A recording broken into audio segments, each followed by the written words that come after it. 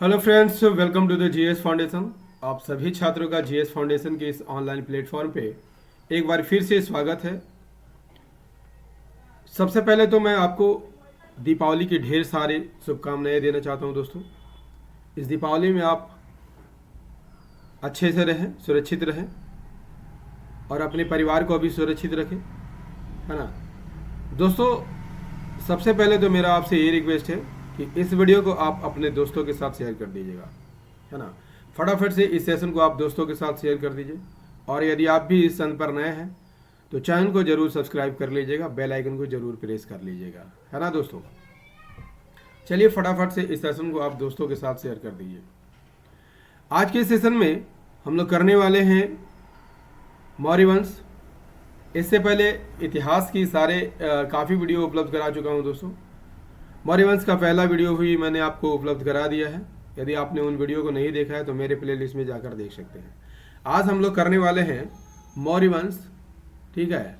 मौर्य वंश का दूसरा वीडियो और सभी एमसीक्यू फॉर्म में होंगे और जेटेट 2024 के लिए अति महत्वपूर्ण सवाल है इसमें।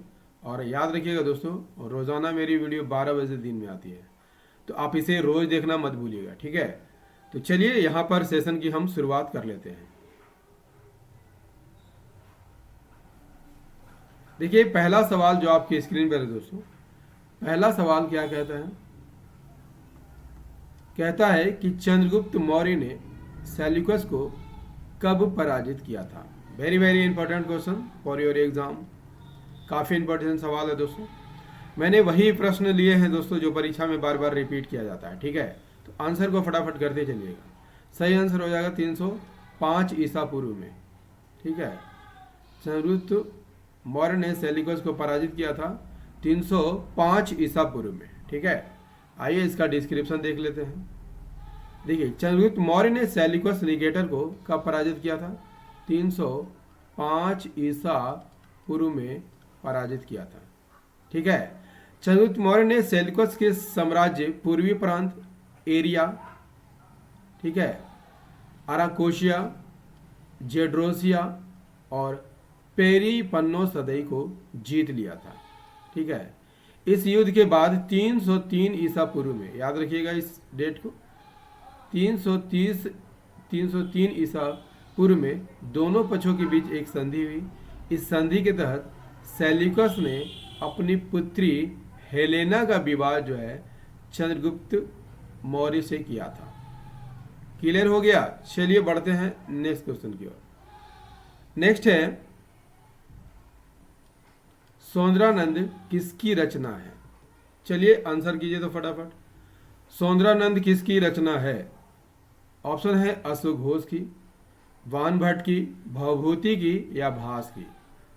तो सौंदरानंद अशोक घोष की रचना, ऑप्शन ए सही आंसर हो जाएगा। यहाँ पे अशोक घोष की रचना है। सौंदरानंद अशोक घोष की रचना है दोस्तों। अशोक घोष की कुछ और भी रचना है जैसे बुद्ध चरित, सारीपुत्र प्रकरण। अशोक घोष कनिष्क के दरबारी कवि थे, ठीक है, दरबारी कवि थे। नेक्स्ट है सांची किस लिए प्रसिद्ध है। तो सांची आप सभी जानते होंगे, आसान सा सवाल है। बौद्ध स्तूपों के लिए सांची जो है प्रसिद्ध है।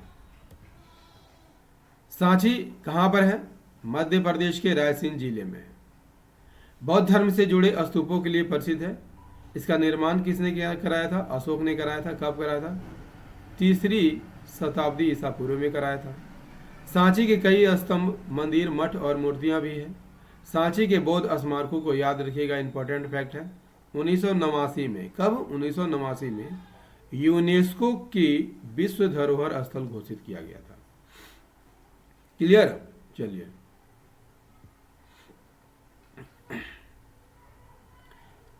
निम्नलिखित में से कौन सुमेलित नहीं है। चंद्रगुप्त सैंड्रोकोट्स बिल्कुल सही सुमेलित है। बिंदुसार को अमित्रघात कहा जाता था। अशोक को प्रियदर्शी कहा जाता था। चाणक्य को लंपट नहीं कहा जाता था। चाणक्य को विष्णुगुप्त या कौटिल्य के नाम से जाना जाता है, ठीक है। चंद्रगुप्त सैंड्रोकोट्स के नाम से प्रसिद्ध है, बिंदुसार अमित्रघात, अशोक प्रियदर्शी के नाम से, और चाणक्य विष्णुगुप्त या कौटिल्य के नाम से। ठीक है, कौटिल्य के नाम से जाना जाता था। नेक्स्ट कर लेते हैं, अशोक के किस शिलालेख में धम्म की व्याख्या की गई है? प्रथम, दूसरा, 11वां या 13वां? अशोक के किस शिलालेख में धम्म की व्याख्या की गई है? सही आंसर हो जाएगा दूसरे शिलालेख में की गई थी, दूसरा और 7वां शिलालेख में की गई है। ठीक है, धम्म की व्याख्या दूसरे और 7वें शिलालेख में की गई है। अशोक ने धम्म की परिभाषा कहाँ से ली थी दोस्तों? याद रखिएगा, राहुलोसुतवाद से ली गई है। राहुलोसुतवाद से ली गई है। इसे गे विजय भी कहा जाता है। क्या कहा जाता है? गे विजय भी कहा जाता है। अशोक के शिलालेखों में धम्म के बारे में जानकारी देने के साथ साथ उचित व्यवहार का भी यहाँ पर वर्णन मिलता है। जैसे प्राणियों का वध नहीं करना, जीव हिंसा नहीं करना, बड़ों की आज्ञा मानना, गुरुजनों के प्रति आदर और सत्कार करना। ठीक है, ये सभी जो है आपको धम्म की व्याख्या में मिलता है। नेक्स्ट है, अंतिम मौर्य सम्राट कौन था जिसकी वजह से जिसकी हत्या उनके मंत्री द्वारा कर दी गई थी? ठीक है, अंतिम मौर्य सम्राट कौन थे जिसकी हत्या उसके मंत्री द्वारा कर दी गई थी? इसका सही आंसर हो जाएगा दोस्तों वेदरथ। ठीक है, अंतिम मौर्य सम्राट वेदरथ थे, जिसकी हत्या जो है पुष्यमित्र शुंग जो उसका सेनापति था कर दिया गया था। ठीक है,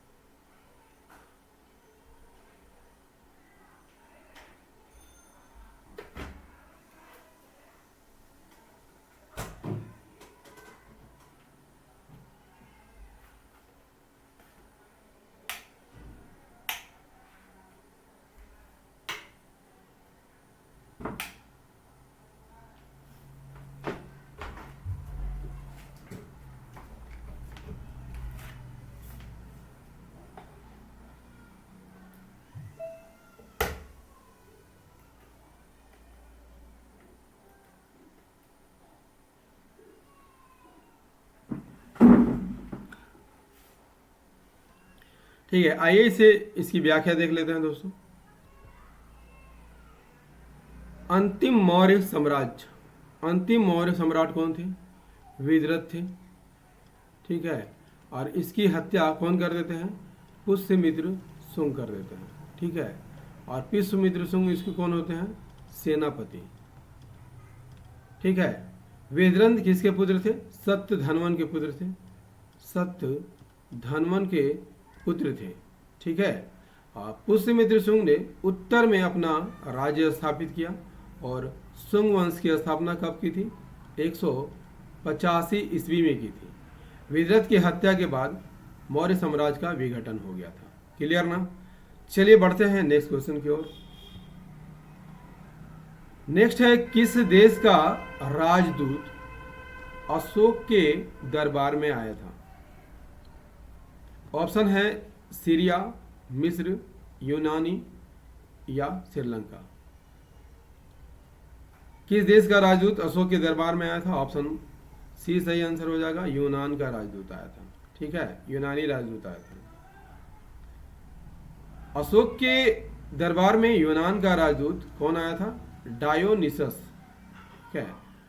डायोनिसस आया था। कब आया था? 3री शताब्दी ईसा पूर्व में आया था। बिंदुसार या अशोक के शासन काल में मौर्य साम्राज्य के दरबार में राजदूत के रूप में भेजा गया था। क्लियर। चलिए बढ़ते हैं अगले क्वेश्चन की ओर। अगला सवाल है, अशोक ने अपने राज्याभिषेक के किस वर्ष में धम्म महामात्रों की नियुक्ति की थी? This is very very important question for your exam. काफी इंपॉर्टेंट सवाल है दोस्तों। अशोक अपने राज्याभिषेक के किस वर्ष में धम्म महामात्रों की नियुक्ति की थी? सही आंसर हो जाएगा 12वें वर्ष में। ठीक है, option A is the correct answer, 12वें वर्ष में। सम्राट अशोक ने अपने राज्याभिषेक के कौन से वर्ष में? 12वें वर्ष में धम्म महामात्रों की नियुक्ति की थी। धम्म महामात्रों को धर्म के निरीक्षक के रूप में जाना जाता था। इन अधिकारियों की नियुक्ति धम्म का संदेश फैलाने और सभी धर्मों और संप्रदायों को हितों का ध्यान रखने के लिए किया गया था। अशोक ने बौद्ध धर्म को, याद रखिएगा, राज्य धर्म घोषित किया था। क्लियर। चलिए नेक्स्ट है, चंद्रगुप्त मौर्य के सैन्य अभियानों की सफलता की जानकारी कहाँ से मिलती है? मुद्रा राक्षस से, सांची के स्तंभ लेख से, रुद्रदामन के जूनागढ़ अभिलेख से, मास्की अभिलेख से। इसका सही आंसर हो जाएगा दोस्तों ऑप्शन सी, रुद्रदामन के जूनागढ़ अभिलेख से। ठीक है, जूनागढ़ अभिलेख को रुद्रदामन प्रथम ने लिखवाया था। ठीक है, ये भी फैक्ट काफी इंपॉर्टेंट है दोस्तों। ठीक है, पूछता है कि जूनागढ़ अभिलेख किसका है, तो रुद्रदामन का है। यह अभिलेख गुजरात के जूनागढ़ के पास गिरनाल पहाड़ी पर स्थित है। इसे संस्कृत में लिखा गया है। कब लिखा गया है? 150 ईस्वी के आसपास।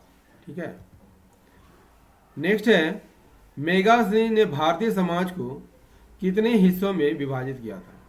3, 4, 7 या 5? इसका सही आंसर हो जाएगा option C is the correct answer. ठीक है, मेगास्थनी ने भारतीय समाज को 7 वर्गों में बांटा था। दार्शनिक, कृषक, पशुपालक, कारीगर, योद्धा, निरीक्षक और सभासद। मेगास्थनी यूनान का राजदूत था दोस्तों, बता चुका हूं। ठीक है, जो चंद्रगुप्त मौर्य के दरबार में आया हुआ था। दोस्तों सेशन कैसा लग रहा है कमेंट करके जरूर बताइएगा। यदि सेशन पसंद आ रहा होगा दोस्तों, एक लाइक करने का अवश्य प्रयास कीजिएगा। ठीक है, अपने दोस्तों के साथ भी शेयर कीजिएगा। और यदि आप भी इस चैनल पर नए हैं तो चैनल को जरूर सब्सक्राइब कर लीजिएगा और बेल आइकन को प्रेस करना मत भूलिएगा दोस्तों। ठीक है, तो चलिए अगले प्रश्न की ओर बढ़ते हैं। नेक्स्ट है, निम्नलिखित में से किसने कहा कि चंद्रगुप्त मौर्य ने 6 लाख सैनिकों की सेना लेकर संपूर्ण भारत को रौंद डाला था? प्लूटार्क, मेगास्थनीज, टॉलमी या प्लिनी? आंसर कीजिएगा।